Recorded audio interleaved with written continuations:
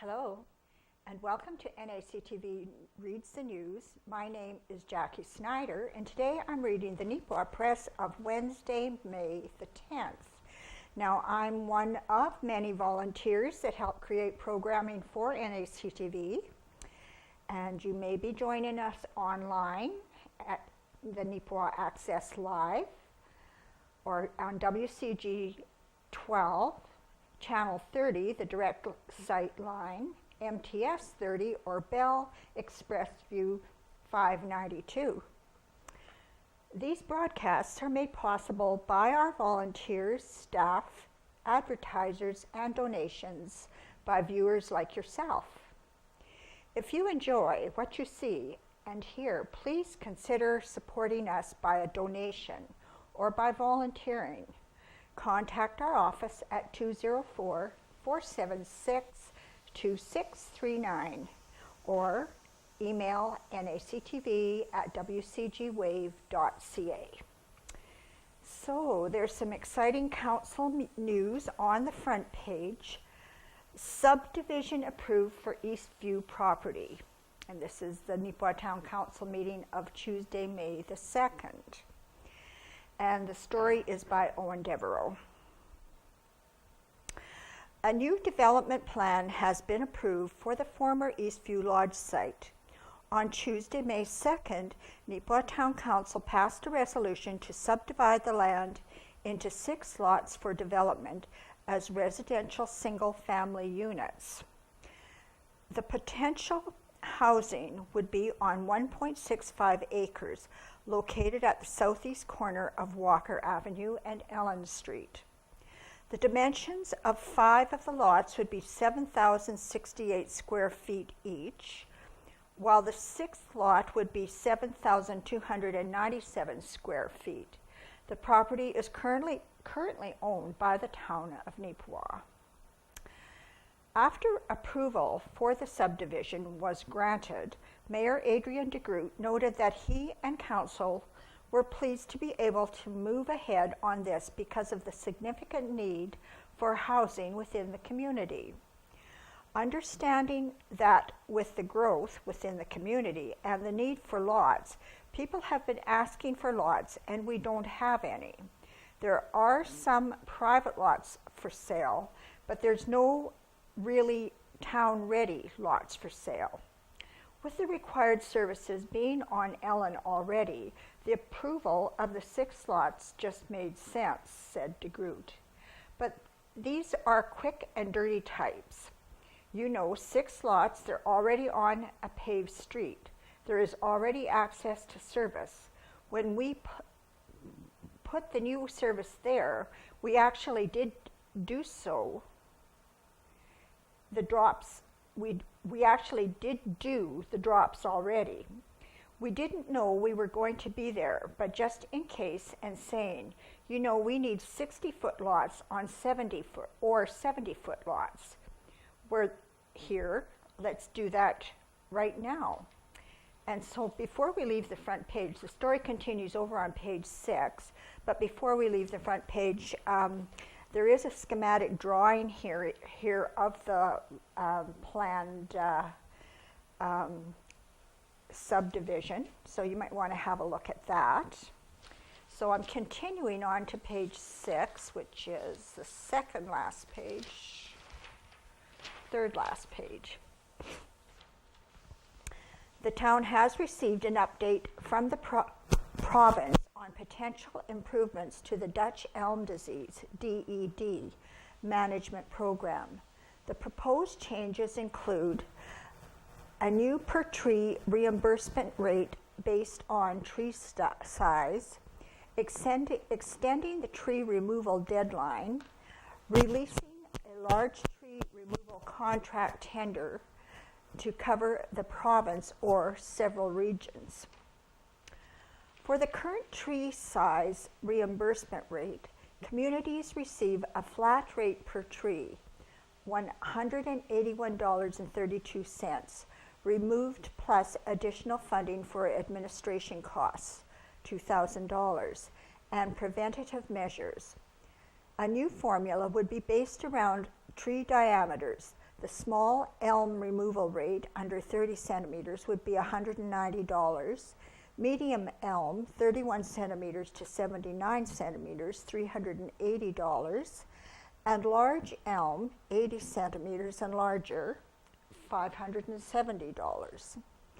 In the past, many communities have expressed current concerns with the reimbursement rates, as the costs of removal can stretch into the thousands of dollars, depending on the circumference. The town of Neepawa has until Friday, May 12th, to respond to the potential changes. And this is under dumpster cameras.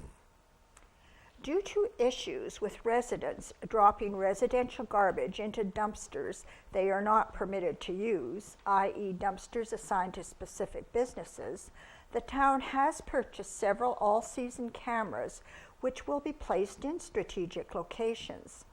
The cameras will be pointed at dumpsters where garbage issues have been prevalent in the past and monitored. Should the issue continue, further action to deter the practice will be explored. And nuisance birds program. Council approved the discharge of weapons for specific agents within town property to take care of nuisance birds and vermin that are in the area. Jake Birch, Jim King, and Cam Tibbett will be permitted to discharge firearms through direction and consultation with the local police department. Defined nuisance birds include crows and pigeons, while vermin would include beavers that pose a danger to the public or to property. Okay, so we're going back in the paper. We're now on page 2, and this is the looking back section, researched by Cecil Pittman. And we're going to start off with the picture here because it is a 94-year-old picture. And now it's black and white. I don't know whether you're going to be able to make the details out or not. 94 years ago, 1923, the bridge located at the bottom of the town hill was washed away, delaying Irwin's dairy wagon. So that White Mud River was raging 94 years ago as well. So we're going over to 80 years ago, Friday, May 7th, 1937, fire destroyed the barn and 4 horses on the farm of Jack Elliott in Osprey on Thursday. The horses belonged to Fred Stroman, who had the farm rented. He had brought the horses in at noon, and when the fire was noticed, he was able to get only one out. All his harness and feed were also destroyed. It is not known how the fire started. And 70 years ago, Thursday, May 8th, 1947, caught by a camera as it fell a moment before dissolving into a cloud of brick dust in a heap of shattered masonry, was the recently demolished smokestack at the Neepawa power plant. Demolition of the 100-foot chimney was accomplished by replacing the brick at the foundation with wood and then setting fire to the base. It is understood the reclaimed brick will be used to build a modern fire station to house our new firefighting equipment. And 60 years ago, Thursday, May 9th, 1957, Scotty comes to Neepawa. A representative of Brandon's Lions Club surprised the local Neepawa club in the midst of Charlie Carter's address Monday evening. Scotty is none other than a real live red pig whose squeal really entertained the members. The whole thing is a stunt to encourage visitations between the clubs. Now the local club must look after the prized hog until it disposes of it to some Manitoba club. The sooner the better, as expenses can mount up. Well, that was a good idea. 50 years ago, Tuesday, May 9th, 1967, an industrial accident at a Neepawa service station last Friday sent a local youth to hospital in Winnipeg with facial and head injuries. 18-year-old David Cameron, son of Mr. and Mrs. Nathan Cameron, was repairing a truck tire at the Ideal service station on Main Street. The accident occurred at 3:30 Friday. Cameron was rushed to Neepawa Hospital, then later transferred to Winnipeg General Hospital for treatment. According to reports, David was putting pressure into the truck tire when the retaining rim was blown off, striking him in the face. He was split down the forehead, nose, and chin by the force of the blow. Reports from Winnipeg early this week indicated that his condition was satisfactory and that he was progressing well. And 40 years ago, Thursday, May 12, 1977, more than 500 Boy Scouts and Cubs and at least 110 adult supervisors helpers from Western Manitoba were in the field Saturday, May 7th for the Trees for Tomorrow program. Boys from Brandon, Portage la Prairie, Neepawa, Gladstone, Carberry, Oak River, Rivers, and Shiloh planted approximately 70,000 pine trees. These trees were planted in the White Mud Conservation District on a site near Mountain Road on the eastern slopes of Riding Mountain. And 30 years ago, Thursday, May 14th, 1987, plans to create a new assignment fee for the transfer of lot leases at Lake Irwin have temporarily been put on hold to give the town, the rural municipality of Langford, and the Lake Irwin Committee time to decide the best course of action for proceeding with the fee. The proposed fee was announced at a council meeting at the end of April. The revised summer leases at Lake Irwin would include a $5,000 assignment fee for the prospective 10 new lot owners, effective January 1st, 1988. And 20 years ago, May 12th, 1997, bringing down the house, the long-running renovation at Hazel M. Kellington continued last week with the demolition of the school's gymnasium. The way for construction of the new gymnasium will be cleared once the site is prepared. And we're going to leave that there and move on to the next page, page 3.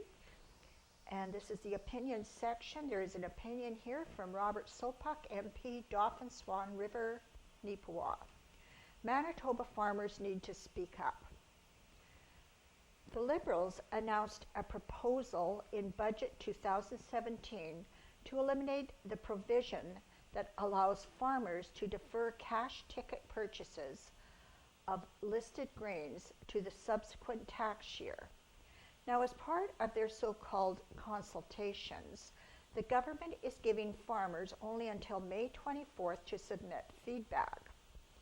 As Member of Parliament for a constituency driven by agriculture, I know this proposal will have serious negative implications, and I want to encourage all Manitoba farmers to submit their views before it is too late.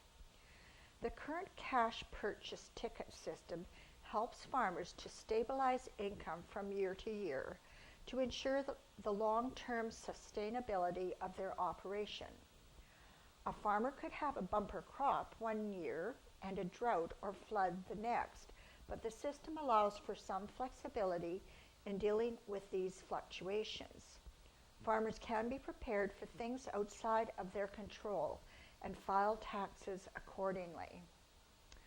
The proposed changes would limit producers' ability to sell their product on their own time frame and to cash manage their income and operating expenses. These can be serious financial risks for farmers while dealing with conditions outside of your control, such as the weather, market prices, or rail system delays. This Liberal proposal will not only impact the owners of farm operations either. I'm going to read that again. This Liberal proposal will not only impact the owners of farm operation either. Without the flexibility to cash manage their operations, producers will have to make tough decisions on whether to hire or lay off any seasonal workers they may employ. The effects of this ill-thought-out proposal will have a real impact on our farming communities. Manitoba farmers deserve to have their voices heard. If you farm or deal with farmers, I would highly encourage you to make your views known on this important issue. I understand that this is a busy time as you are starting to seed or preparing your machinery and anxiously waiting to get into the fields. Your email does not have to be too lengthy or detailed, but your voice does need to be heard. If farmers do not step up, the Liberals will undoubtedly eliminate this provision and hurt farmers that are already working within margins and harm the rural communities they support. All feedback for the government on this proposal needs to be sent to consultation.tax_2017@canada.ca, and this has to be before May 24th. If you have any questions or concerns about how to submit feedback on this proposal, please contact my constituency offices at 204-848-7000 or 1-877-405-8946 or by email at info@robertsopuck.ca. Now, there is a letter to the editor here, and this comes from Brian Innes, Canola Council of Canada. The Canola Council of Canada, Cereals Canada, and Pulse Canada are working together to help growers keep it clean. There's growing interest in local food and farm-to-table living, but it's important to remember that Canadian growers are putting food on tables around the world. After all, the grain elevator is not the end customer. Growers play a crucial role in making sure both Canadian exports and domestic sales meet the requirements of our customers and their governments around the world. Keep It Clean is a program that shows Canada's commitment to delivering consistently superior agricultural products to markets around the world.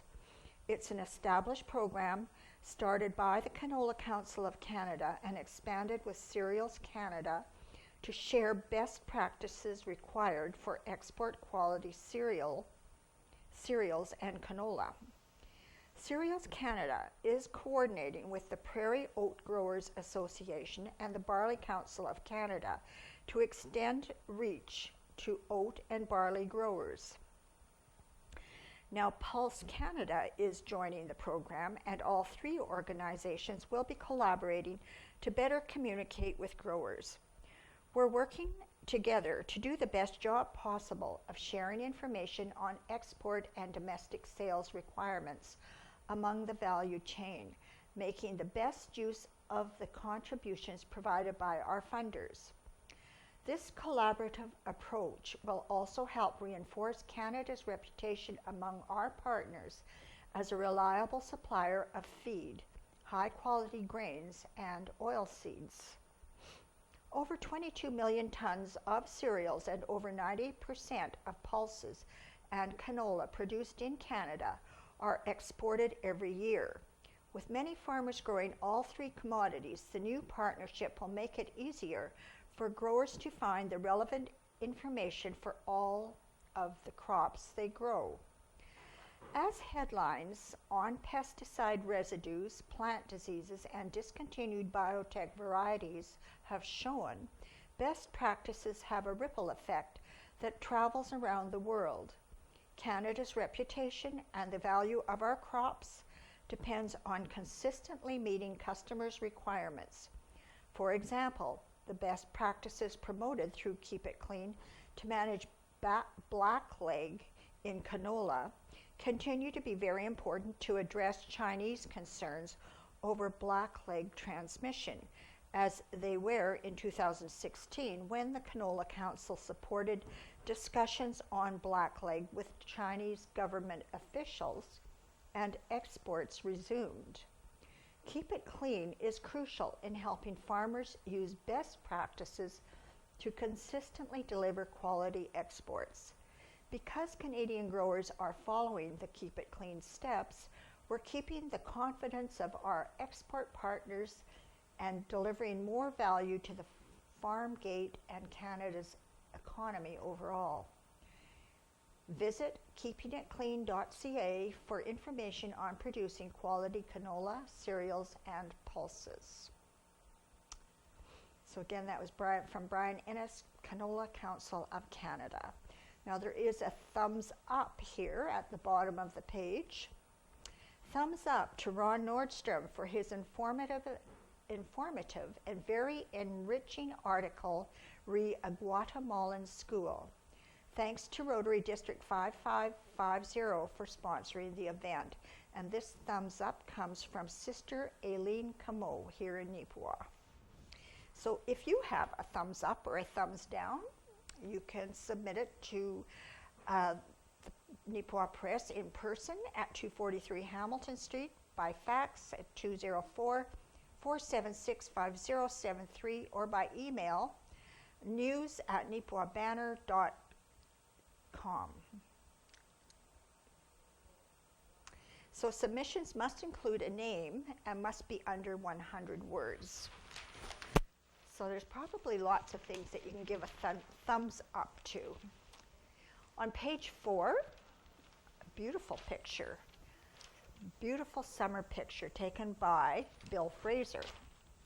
One of the most beautiful gardens in Neepawa can be found at Knox Presbyterian Church on 1st Avenue. This year, the Neepawa Landmark will be celebrating its 140th anniversary. That is a beautiful setting for the flowers.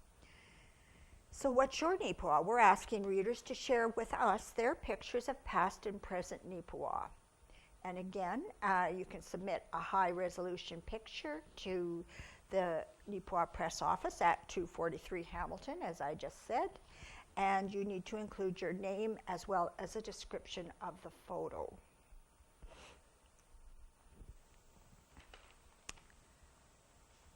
So we are now over onto page 5. And this is an article by Wayne Hildebrand. A Senior Story, Elf Newton, Victory Came at a Tremendous Cost.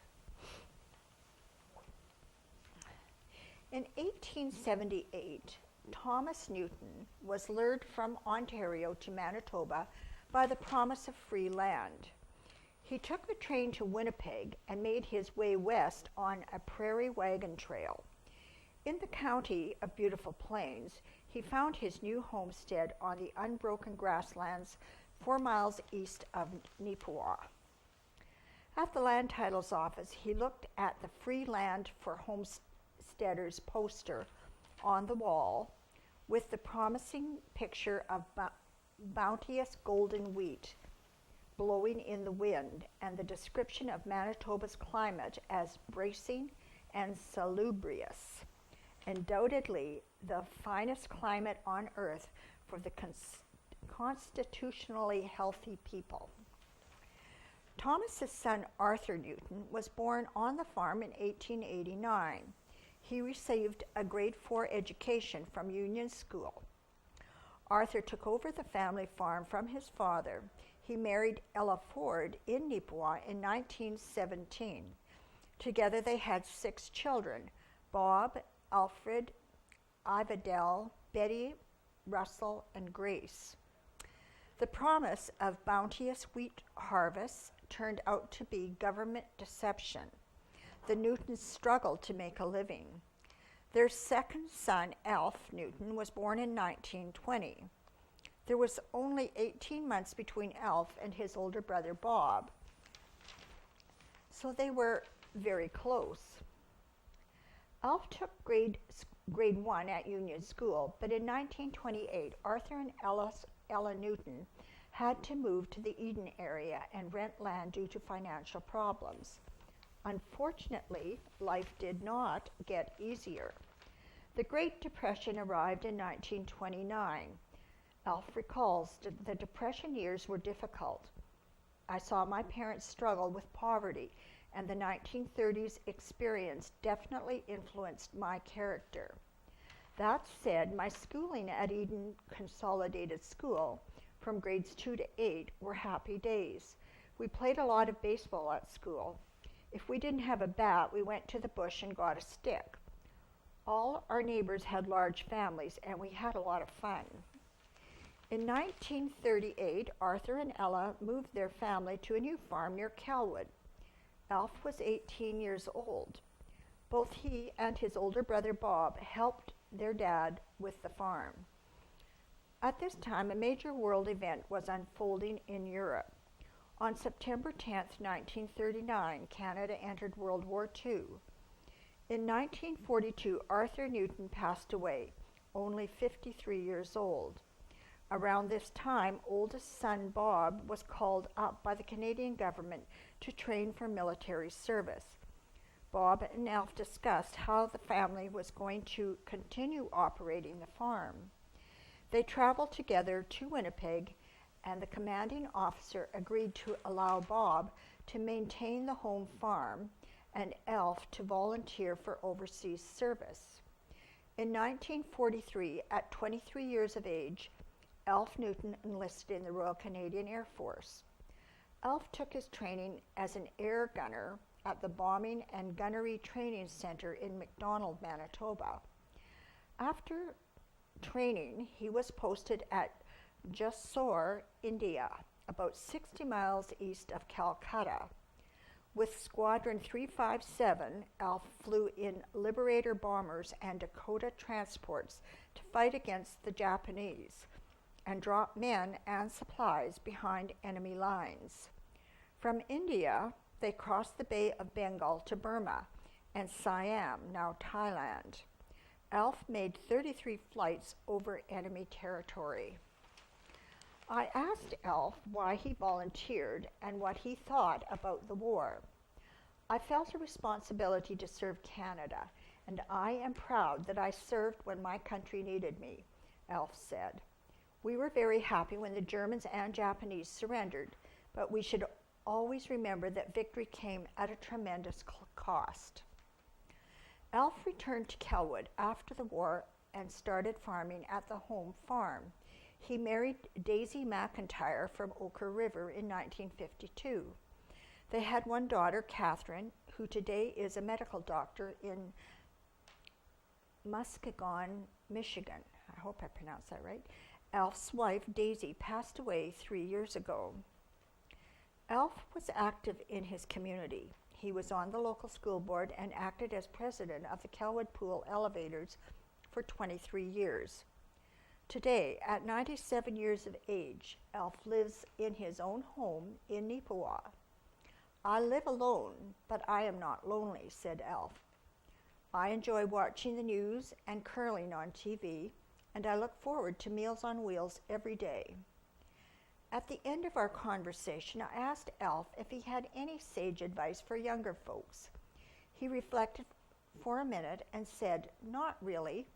I have lived a good life, including the hard times that helped shape my character.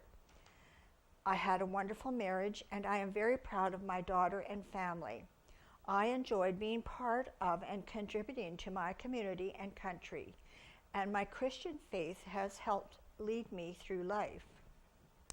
Alf's great-nephew, Scott Newton, is early in his career as the fifth generation of the Newton family to farm near Neepawa. Thomas, Arthur, Bob, Murray, Scott. Scott's grandfather, Bob Newton, Alf's older brother, originally bought the farm west of Neepawa. Bob Newton's sons, Weldon and Murray, Scott's father, took over the farm, expanded it, and are transitioning it to Scott, who is also adding land. Scott Newton harvested his first crop as a full-time farmer in 2013. It was an exceptional bumper crop of golden wheat. In fact, it looked just like the picture portrayed on the Free Homesteaders land poster that lured his great-great-grandfather to the beautiful plains of Manitoba 140 years ago. So that's a pretty amazing story. I think there's probably lots of families that have pretty amazing stories to tell, if you can only get them down on paper to preserve them. Okay, I'm now over on page 6, and there is the NACI sports schedule here. So Zone 7 baseball, Thursday, April 27th, NACI Tigers 14, McGregor Mustangs 13. And Tuesday, May 2nd, William Morton Warriors 11 and NACI Tigers 5. Thursday, May 4th, NACI Tigers 16 and the Rivers Rams 5. So here's some upcoming games. This again is Zone 7 baseball. Tuesday, May 9th. Is that today? I think so. The day that I'm doing this reading. 5:30 p.m. NACI Tigers at Minnedosa Chancellors. Thursday, May 11th. So that'll be the day that you're seeing this reading. 5:30 p.m. Carberry Cougars at NACI Tigers. And Zone 7 fast pitch, Thursday, May 11th at 5 p.m. It'll be the Carberry Cougars at NACI. And Tuesday, May 16th, 4 p.m., NACI Tigers at Carberry.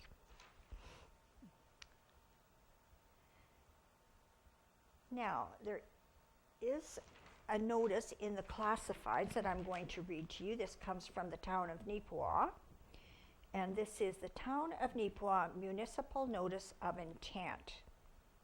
Take notice that on April 4th, 2017, the Council of the Town of Neepawa gave first reading to bylaw number 317217 to designate as a municipal heritage site under the Heritage Resources Act the lands and premises commonly known as Beautiful Plains Museum, 91 Hamilton Street in the town of Neepawa. And it goes on to describe give the official description of the land. And so you can see the copy of the proposed bylaw at the town of Neepawa. And a public hearing will be held at the town of Neepawa, Civic Administration Office, 275 Hamilton Street, at 7:05 on Tuesday, May 16th. So some of you might want to attend that public meeting. At that time, any persons may submit an objection or other representation on the proposal. If there is no objection, council may resolve to adopt the proposed bylaw or not to proceed with it. And this is dated the 21st day of April 2017, and this is put forth by Colleen Sinchision, the Chief Administrative Officer at the town of Neepawa. And I think I'm just about done. There's one more article, and I'm on page 7, and that will do the reading for this week from the Neepawa Press. World War II book, an easy read. Bullfighters and Mosquitoes, the Balkans, Malaya, and the Sudan by Donald Jackson. And this is now available at the Neepawa Library, and this is by Ken Waddell. If you get a hold of a pretty little green hardcover book titled Bullfighters and Mosquitoes, you will have access to unique details about the Canadian war effort in World War II. The subtitle is The Balkans, Malaya, and the Sudan, and it is written by Donald Jackson. Jackson is an Australian, and in the book he details the workings of the Commonwealth Air Training Plan and how it sent Air Force pilots all over the world. They changed the course of history. The book is of particular interest to the people of Neepawa, as there are several pages outlining the activities at the Neepawa training base, which was called number 35 EFTS, which stands for Elementary Flight Training School. And elementary it was, as the pilot spent a few weeks learning how to fly Tiger Moss, a biplane with limited capabilities, but which was relatively easy to fly. Some of Jackson's experiences proved that the mighty Moth was capable of a lot more than the training manual said it was. There is a copy of the book at the Beautiful Plains Museum and the Neepawa Library. If you drop by, you might be able to sneak a peek. Otherwise, it is available in bookstores and online. So that is all the reading that I have for today. And again, this was the Neepawa Press of Wednesday, May the 10th. And we will be back again later this week. Kathy Jasnick will be reading the Neepawa Banner. And until then, I hope all of our viewers have a wonderful spring day. Bye for now.